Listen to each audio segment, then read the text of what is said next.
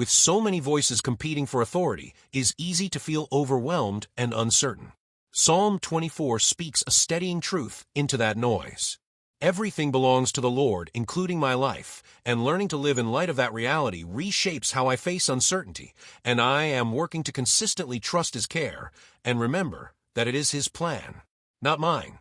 Psalm 24, verse 1. The earth is the Lord's and all it contains, the world and those who live in it. When I slow down long enough to listen, the first verse of Psalm 24 cuts through the noise with a clarity I desperately need. It declares that the earth belongs to the Lord, along with everything in it and everyone who lives on it. That single sentence confronts the sense of chaos I often feel. There are so many voices competing for attention, so many opinions claiming authority, that it is easy to forget who actually reigns. The psalm does not offer an argument. It makes a declaration. God is not one ruler among many. He is Lord over all creation. The world is not divided into sacred and secular ownership, with God presiding over one corner and humanity scrambling over the rest. Everything already belongs to Him. That includes systems, nations, resources, and people. It includes me. I tend to forget this when life does not unfold the way I expect. When plans stall or outcomes disappoint, I start evaluating God's faithfulness through the lens of my preferences. In those moments, I quietly assume my plan should have been the plan. Psalm 24 exposes that assumption. If everything is His, then my life is not designed to serve my agenda.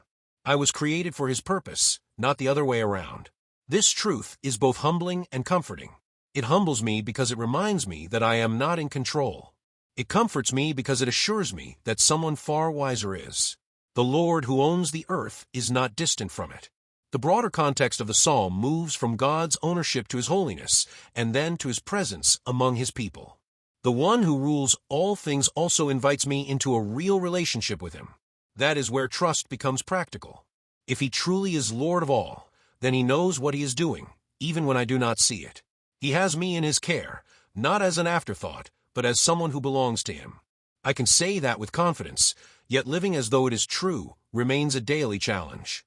Remembering that I am His changes how I respond to uncertainty. I am still working to live that way, discovering that surrender is simple to confess but harder to practice. And that is my thought for today. God bless and have a great day.